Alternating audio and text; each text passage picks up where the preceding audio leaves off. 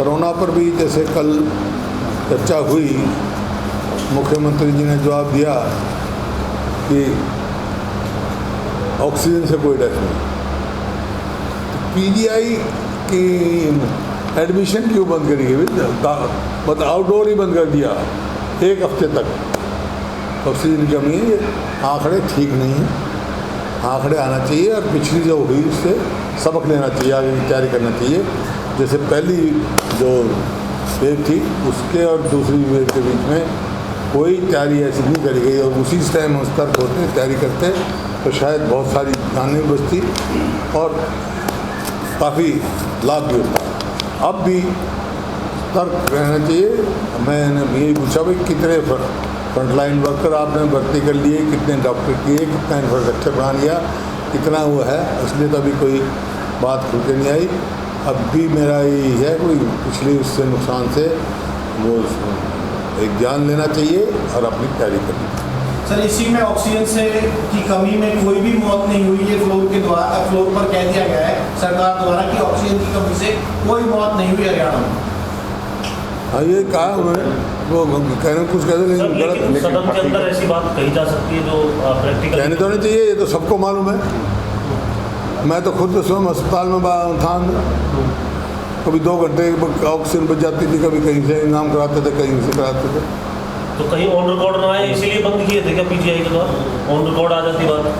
ये तो सरकारी उस पर कर रहे होंगे ना, ऑन रिकॉर्ड नहीं लाए होंगे। प्राइवेट अस्पतालों से पूछो कितने ऑक्सीजन की कमी से डेथ हुई, क्या हुआ। जब भी तो मैंने कहा है वहाँ पे यही मांग की थी, मैं कहा एक उच्च स्तरीय जाँच कमेटी बनाई जाए, वो जांच करे कितनी मृत्यु हुई है कोरोना से और कितने लोगों को जो कोरोना का उनको जैसे उन्होंने पॉलिसी अनाउंस की कितना लोगों को दे रहे हैं और जितनी कोरोना से जितने लोगों की हुई हैं उन सबको कंपनसेशन देना चाहिए। ये जो आंकड़े दिए गए हैं आपको कितने लगते हैं? नहीं, मैं तो शुरू से कहा, मैं क्यों कह रहा हूँ, आप लोगों को भी कह रहे हैं, पूरे दुनिया और देश की प्रेस कह रही है कि ये ठीक नहीं है। कई प्रदेशों ने करेक्शन भी किए हैं, यहाँ पे ये ठीक नहीं है। जब भी तो जांच की कमेटी की मांग कर रहा हूँ कि सामने कम से कम सच्चाई तो सामने आनी चाहिए। खेल नीति को लेकर सरकार पीठ पर थमा रही है, और आपके समय और अब के समय में खेल नीति में क्या फर्क है? इन्होंने खेल नीति तो वापस नहीं ली, लेकिन खेलों के लिए क्या कुछ नहीं। जितने हमने स्टेडियम बना रखे थे उसका इनका कोई मेंटेनेंस नहीं। और खिलाड़ी हॉकी की टीम में 9 खिलाड़ी तो महिलाओं में है हमारी, और कर रही है उड़ीसा सरकार उनकी कर रही है। इससे ज़्यादा मतलब हालांकि मेरे को कोई नहीं है, मैं धन्यवादी हूँ उड़ीसा के मुख्यमंत्री का, तो इतने दरिया दिल दिखाई उन्होंने, लेकिन ये फर्क तो हमारा था।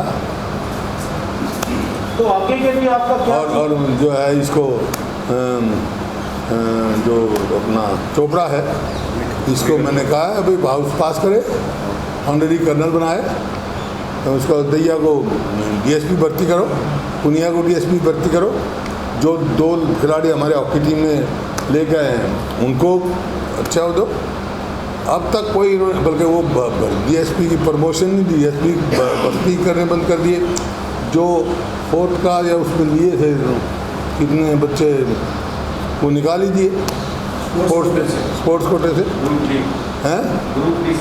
हाँ, ग्रुप डी जितने थे सब घर बैठा दिए, तो कोई वो नहीं है। सर, हॉकी में हरियाणा का बड़ा, ये तो आज पूरे हरियाणा में नाम है, ये हमारे खिलाड़ियों की मेहनत का परिणाम है। हॉकी में हरियाणा का खासकर लड़कियों का नाम बड़ा है। आपकी क्या आगे से सुझाव या डिमांड है कि हॉकी के लिए हरियाणा में ही किया जाए, कुछ किया जाए? था ही हरियाणा में शाहबाद जो है, हमने कितना अच्छा डेवलप करा था। जब भी तो 9 प्लेयर महिला टीम में हरियाणा की हैं, और भी बहुत स्कोप है। देखिए, खिलाड़ियों को तो उसको प्रोत्साहन दिया जाए, उसकी पहचान किया जाए, जैसे हम स्कूल में करते थे, इंटर स्कूल कराते थे, वहाँ बच्चे की पहचान हो जाती है। तो वहीं से बच्चे को पहचान लेके उसको सुविधा दी जाए, आगे बढ़ाया जाए, उसकी मदद की जाए। और इंफ्रास्ट्रक्चर बढ़िया बनाओ, बच्चे की पहचान करो, मदद करो और उसका फ्यूचर अश्योर करो कि मेडल लाएगा। जैसे हमारी पॉलिसी थी, पदक लाओ पद पाओ। बुरा साहब, आपने कहा कि ऑक्सीजन की कमी की वजह से सीएम ने एक बयान दे दिया, प्राइवेट अस्पतालों में जाकर के पूछो कितनी मौत हुई। उन्होंने कहा कि एक भी मौत नहीं हुई। आप कोई लमसम कोई आंकड़ा, क्योंकि आपके पास भी लोगों ने मदद के लिए कहा? नहीं आंकड़ा तो मैं ऐसे नहीं, आंकड़ा नहीं कहता हूँ जी। आंकड़े के लिए तो मैं कमेटी, लेकिन ये पक्की बात है कि जो आंकड़े के लिए तो कमेटी की सदन में बात कही है वो मेरे को कर रही है। ऐसा है, जो मैंने तो बताया अखबारों में पढ़ी है या लोगों से सुनी है, ऑक्सीजन की कमी से डेथ हुई है, तो जांच के बाद, जांच कमेटी के बाद सारी पता लगेगी। उससे पहले मैं कह दूं या मुख्यमंत्री ने कह दिया ठीक नहीं, इसी वास्ते बना, पहले जांच कमेटी बना। जांच कमेटी ये आंकड़े फर्स्ट हैं आंकड़े, और शुरू से मैं कह रही हूँ। सर, अभी एक योजना थी बीजेपी द्वारा बनाई गई, केंद्र से लेकर प्रदेश तक अन्न वितरण की योजना थी, इसे सामाजिक कल्याण की योजना बताते हुए उसमें कहीं तो विरोध हुआ, कहीं कुछ अनाज खासतौर से गोहाना साइड से खबरें आई कि जो क्वालिटी की जो डिस्ट्रीब्यूट किया गया था वो खराब थी। देखिए, हमारे समय में की योजना ही, हमारे समय में सरसों का तेल भी मिलता था, नमक भी मिलता था, दाल भी मिलती थी, वो तीनों गायब। 5 किलो देते हैं अनाज, जिसमें कहीं कहीं देते हैं, देना कह रहे हैं हम गेहूँ देंगे, लेकिन वो भी रिप्लेस कर दिया। 3 किलो गेहूँ देंगे तो 2 किलो बाजरा दे देंगे, और वो भी ऐसा अनाज जिसको डंगर भी नहीं खाएं, ऐसे भी देखने में आया। तो ये तो इवेंट मैनेजमेंट है, मैंने कहा इवेंट मैनेजमेंट कर रहे हैं। जी सर, एक सवाल आपसे था, प्राइवेट मेंबर बिल आपने एक लगाया था, उसका विषय क्या था और किस टेक्निकल आधार पे आपको क्या जानकारी थी? हरियाणा में मॉब लिंचिंग को लेकर आपने प्राइवेट मेंबर बिल लगाने की कोशिश की।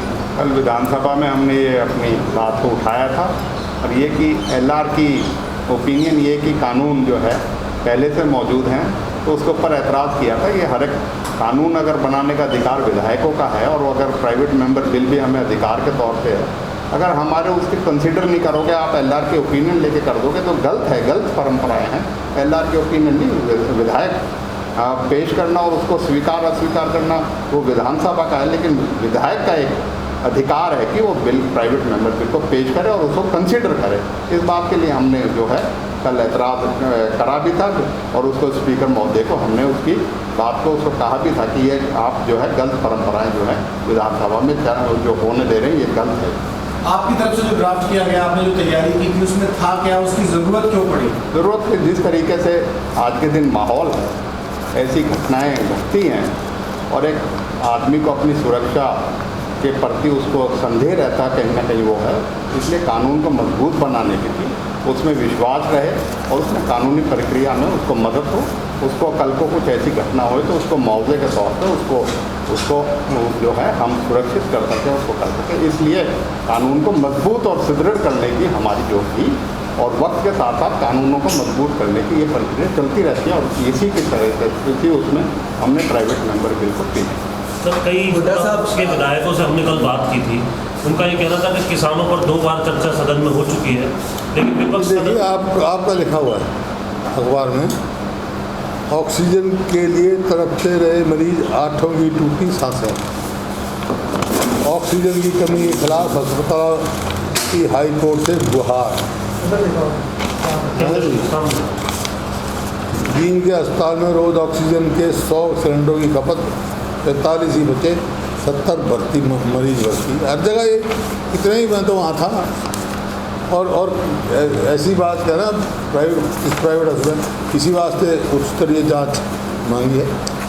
और किसानों की बात मैंने कही, किसान का तो आज बहुत बुरा हाल है, यूरिया ही गायब हो गया मार्केट से, यूरिया नहीं मिल रहा किसान को, तड़प रहा है, कहाँ गया? खाद ही नहीं है किसान के पास, ब्लैक में मिल रहा है, खाद ही ब्लैक में कदम, जब यूरिया मिल ही नहीं रहा, कहीं ना कहीं ब्लैक ही हो रही होगी। तो जैसा अफगानिस्तान में जो और आपका इतना बारिश हो रही है, जल भराव से इतना किसान का नुकसान हो रहा है, उसके बावजूद जो है कोई इस किस्म की उनको राहत नहीं दी जा रही। जैसा जो अफगानिस्तान में हालात हैं, कई काफ़ी भारतीय युवा फंसे हुए हैं, उसके बारे में क्या कहेंगे? नहीं, केंद्र सरकार प्रयास कर रही है, बहुतों को लेके भी आई और उन्होंने कहा हम लेके आएंगे, बचाना चाहिए हमारे देश को।